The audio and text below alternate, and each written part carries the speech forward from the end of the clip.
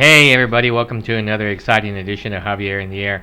Today is our farmer edition, which I'm sure will be one of many, but I'm really excited because I actually have some uh, vegetable fruit to show and another one to show as well. So um, I have, so this is really gonna be a short one. I promise. So I have something to show as far as the garden is concerned. A lot to show actually, and then we're gonna do a Zen moment, or actually I might do an old man rant first, and then the Zen moment. I know what it says on the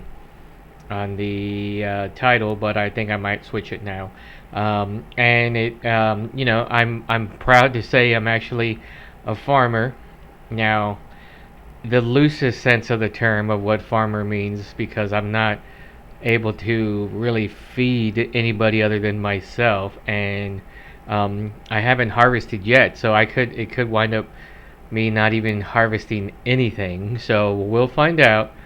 But I wanted to show you what I've gotten done, and so let's just go straight to that. Let's get in it and look at my farm. Oh my goodness, people. Take a look. Take a look. My first watermelon ever. I'm stoked. And it's not even inside the bed. So I don't even know where to go with that. And look at this little guy.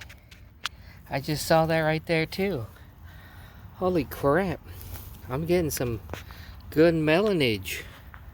I'm totally beside myself, and I'm giddy that I actually had that. I don't see anything else. I wonder if it's just maybe too crowded here. So anyway, there's hope for this garden bed. Fantastic.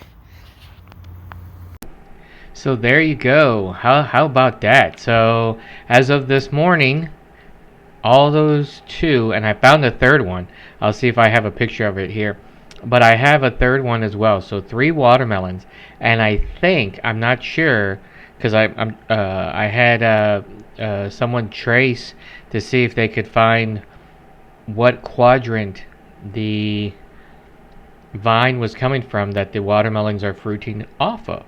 Well, if you remember, if not, go back and check in the archives, that I planted watermelons that had orange, regular red, orange, regular red, yellow, and purple on the inside. So the outside looks like a standard watermelon.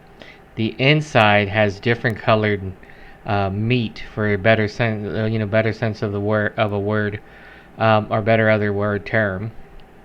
And I think this one is orange. So I learned, and if you've grown melons, then you know. But I learned that the little curly, I guess, attacher vines. I don't know what they call it, but you'll see them on grapevines. You see them on a lot of vine plants.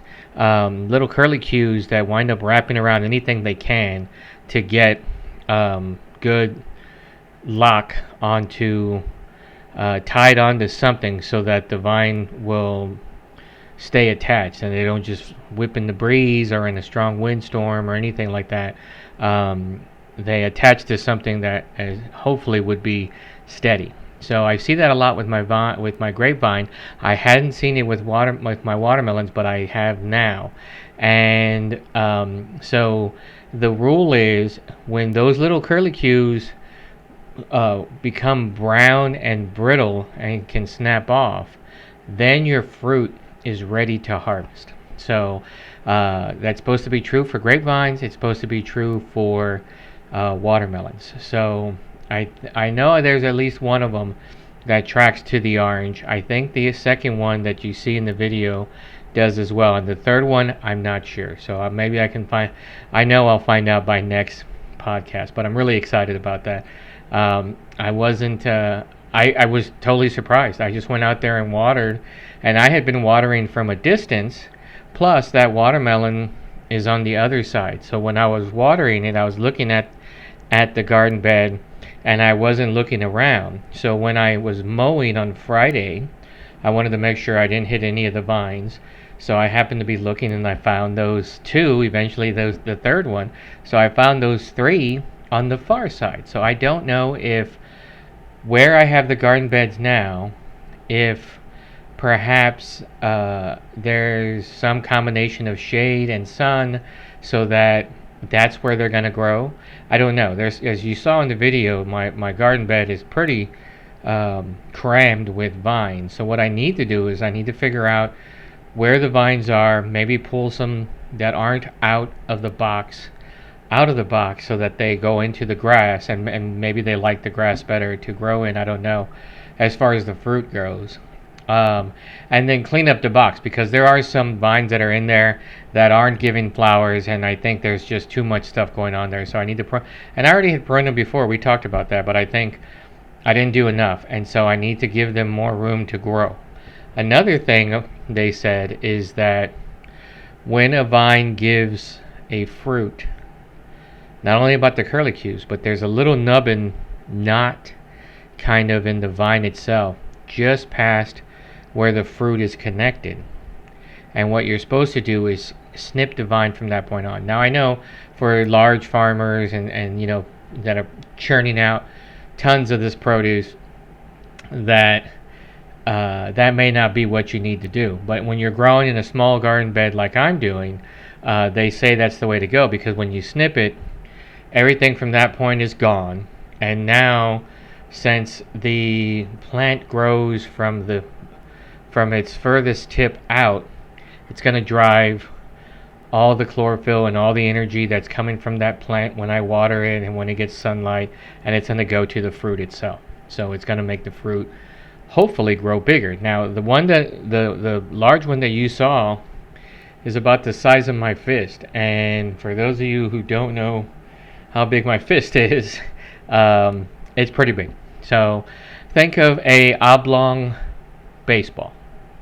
That would be probably the best, bordering somewhere between a baseball and a softball is about how big my fist is, but consider it oblong because it kind of goes, out.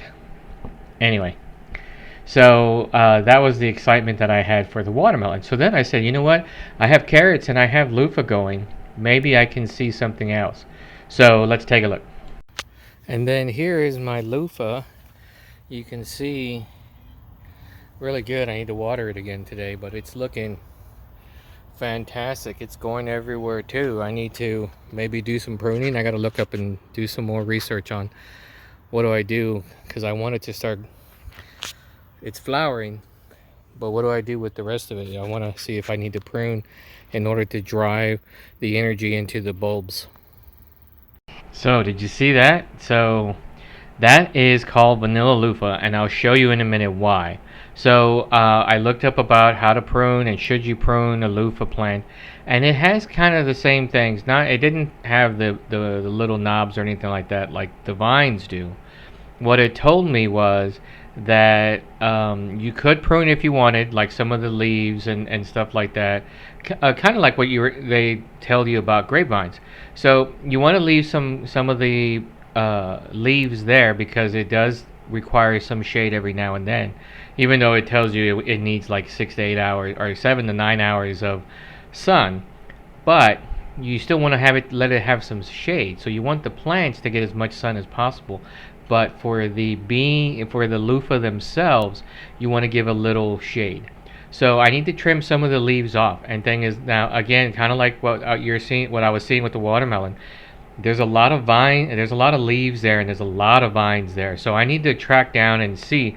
At this point, if a vine doesn't have any leaves, if the vine doesn't have any flowers on it, then I might as well cut it so that the energy is reserved for those vines that do have the blooms, because the blooms are where it starts coming from. And I'll show you that in a minute. And the blooms are where the loofah come from.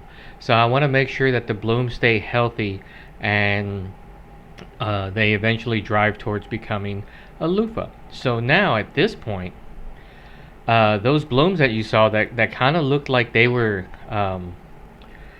maybe burned, but they're kind of closed in and they kind of look like that. This morning, Sunday morning, June 5th, because of the cooler temperature and the mist and humidity was high, but it was cooler. It was like in the 70s. They were fully opened up and they looked like trumpets. So it's really going gangbusters. I'm really excited about it. I hope I can make some to maturity because I think it'd be great for you to see and for me to be able to do, because I have someone who may be interested in using the loofah for a project. So I'm hoping that I can get that done for her, and I'm hoping to get it done for myself. So what really helped out is I put up that lattice work. It looks kind of sad because really what's holding it together is zip tying them together. But what I need to do is drill a hole into the bed and then zip tie it there, or I need to make an upright lattice for next time. But for now, I think that's what I'm going to do. May even put a third side on it because it's really growing, but my carrots are in there too, so I'm trying to make sure that it doesn't take over the box like the watermelon does, which I knew would do for watermelon. But I want to try to make sure that the carrots are still thriving. So I think I have some pictures of the carrots. So here's some more picture overview of my farm. Okay, so more of the farm. Here is a shot of the second watermelon that I found. As you see, it's about the size of the length of my thumb. Trying to give a reference there, but it was kind of a bad angle. Here is the one that's about the size of my fist. As you notice, with my hand open wide, the size of it. So it's growing really well. I hope that I'm able to get something really good out of that. And then here's the third one that was hiding. I had to do some work to find it, but I found it. It was hidden in the grass. So I think maybe it is that side of the garden bed, and a little bit of extra shading that's giving it extra oomph. And then this is what the vanilla loofah looks like. So I'm thinking that they call it that because at this point of its maturity, it looks like a vanilla bean, and what vanilla beans would look like. It turns out that's really, really cool. Yeah, so how'd you like that? So I'm pretty stoked about it, like I said. So I didn't get a chance to shoot the carrots, but the problem that I'm seeing, not the problem, the thing about carrots is this. The above ground and I think I mentioned this before, the above ground does not equal the below ground. So I believe it was last season or planting seasons ago, I grew some carrots and only one actually grew, and it wasn't the multicolor and it wasn't the purple, it was just an orange carrot, and I pulled it well before I should have. And the reason is that the plant above ground was probably 12 to 14 inches, and I was like, dang, that's gonna be a good carrot. And I pulled out the carrot that big. So it does not hold as some of the other myths about sizes. This was 12 to 14 inch right now, beautifully growing. It's well watered. It's not none of the tiny leaves on there are brown or they're infected by anything. No parasites. They look great. But I guarantee you the carrot's probably this big. So I don't know of any way to drive the growth into the root because it is a root vegetable. So it wants to drive the shoots up. It's not necessarily concerned about the size of its root at first. So I'm not sure. I'll have to do some research, or if anybody knows how you can grow carrots so that they grow bigger in the root rather than the top, or to be equal at some point. I'm hoping at some point they will. I don't know. So we'll see what happens on there. But yeah, so I got carrots, 2 of them growing. I have the vanilla loofah. You saw the one picture, and I have a couple other ones that are growing on there too. They're smaller, and they're beginning to do like U-shape, kind of like, more so than that vanilla one. That one, I keep saying vanilla, but the loofah one there. And I have 3 watermelons. So right now I'm considering this so far a success. We'll see. Knocking on wood there, making sure that they continue. Now, as far as the grapes go, I have 6 or 7 bunches. I didn't take any photos today. Some of them are looking kind of, but they're not growing really. They grew to a certain point, and then I haven't seen much growth out of them. Maybe I'm not watering them enough. I'm watering every other day, but I'm not seeing a lot out of them. So we'll see. We'll see how that goes. So I'm pretty stoked about that. I know Farmer James and Zida do very well, but this is really some success for me, especially on the melons, because I've been really trying my best to get them to grow. So we'll see how it goes. All right, so before we get to our Zen moment for a nice relaxation thing, maybe a poem, let's go to our old man rant. Yes, it makes some screams and it makes some pant. It's time for another old man rant. Okay, so this one just got me this week. And I know probably a lot of you are thinking this is truly an old man rant because we don't use such a thing as currency anymore. So I know there's the bitcoins out there which are falling apart, by the way, and and people are out there. Oh, I just use my card, and oh, I just use this, and oh, I use my phone, and bink, and it's all good. Well, let me tell you something. There are still people out here who like to use currency, and every establishment, for the most part, has to take currency. There's some places that say we take cards only, which is rare, because somebody somewhere, and not just me, likes to use currency, or maybe their cards don't work for some reason, like their identity stolen, or maybe they just don't have cards because they don't like to have that kind of debt, or maybe they can't get a card. Well, it turns out you still need money, hard currency, cash, greenbacks. The thing what I'm beginning to find out is that my bank, which I don't want to really name here, but it rhymes with Schmank of Schmerica, is pulling one over. I've had this account with this Schmank for probably well over 30 years. And I know that's an old man thing. I have other accounts, but this is my main go-to, the Schmank. And the ATM right around the block from me closed a couple of years ago. They finally sold the property, so it wasn't like they were just trying to, hey, we got a hot commodity and we're going to sell the property. It sat vacant for a couple years until finally they sold it off. Well, I started going to another one near me, off of Cypress Creek. Well, I went there last weekend, and guess what? It's not there anymore either. They closed that down. I didn't see any signs until I walked up to the front door, and there's a small little 8.5 by 11 sign that says, "We are closing on this date," which it turned out to be the Friday before I went.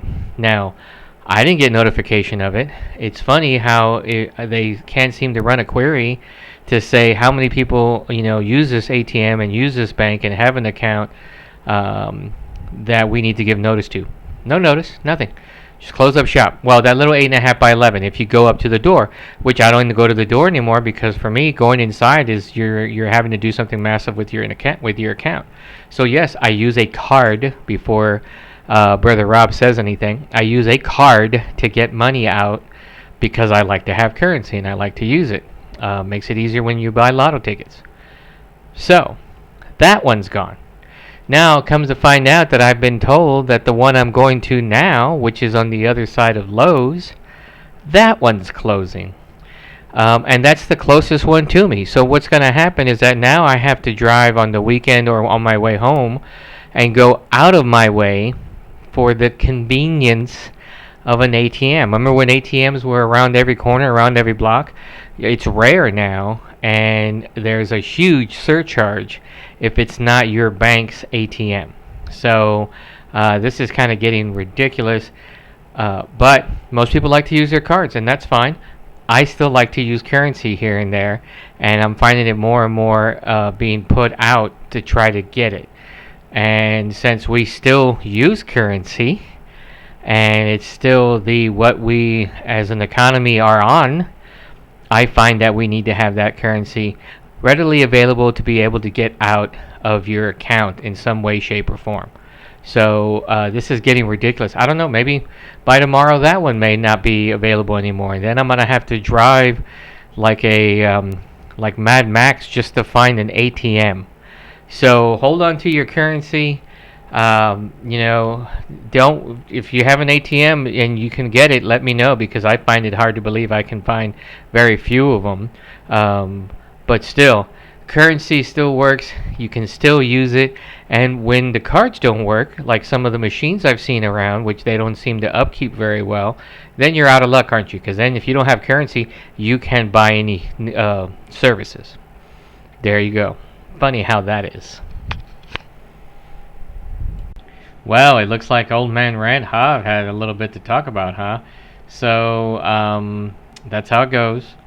Some days you get a good rant, some days you don't, and I like that Old Man Rant. That was a he's doing a good job on that. So if you believe in Old Man Rant and you'd like to continue seeing it, leave a post. If you have a certain thing that you'd like to for Old Man to rant about, send me a message as well, and we can get it in there.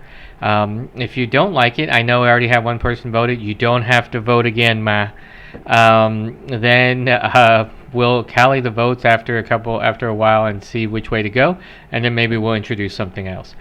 So yeah, so we're into the calm side of things, and I'm gonna go ahead and give us a moment of Zen that I just did just a few hours ago. My backyard was looking really nice and calm and tranquil, so I thought I'd get it out there. So here we go.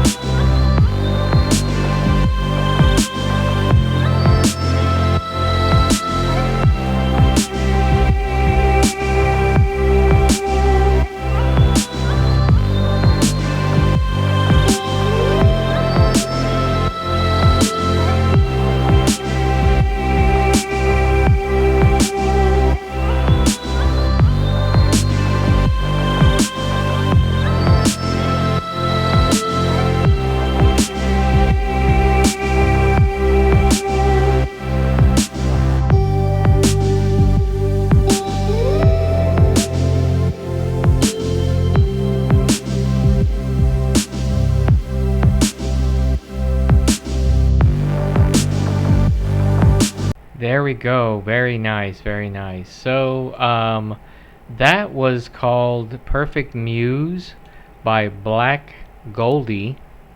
And the one before that is actually called, what is that called? I think it's called Perfect Day by Royal Invencore. Royal Invencore. Yes, I don't know where they come up with the names, but that's part of their thing. So anyway, that's it for today. I hope everybody enjoyed it. If you have a small business or would like to talk on a certain subject, no politics or religion, then reach out to me. Instagram, Facebook, email, phone call, text message, any way you can get a hold of me, and let me know. Talk to me, and I'll get you on the show, and we can talk about whatever you are fascinated with, or you have a deep like for, and we can talk about that. Also, always looking for a co-host for an episode or two. I think it'd be great if I can sit here and sit across from someone, and we just kind of shoot the breeze about daily events, no religion or politics, of course. And it would be tough, but we'll see if we can do it. And mom and pop business does not have to be local. I can get you on Zoom, and we can talk about your stuff there. So I think it'd be really interesting that if I could get people outside of Austin or San Antonio or Cedar Park, and even outside of the state of Texas. So let's go for that. So If you have any thoughts, comments, or concerns about Javier in the Air, then feel free to shoot me again a message any way you know how, and let me know what you think, or let me know what you don't like, and that sort of thing, and we'll move on from there. So before I go, I just want to congratulate my oldest nephew Nando and his fiancee Cameron, who just got engaged on, I believe, Friday night, this past Friday night. So congrats, you two. Cameron, welcome to the family. Nando, good job. Way to go. And I think they're going to be looking forward to the wedding in a couple years. I think it's going to be a fantastic blowout. And I'm looking forward to them being the ultimate happy couple. So congrats on that, you two. And you'll be getting more from Uncle Hob. So everyone have a good rest of your Sunday and a good week. And I'll talk to you again next week. Thanks a lot.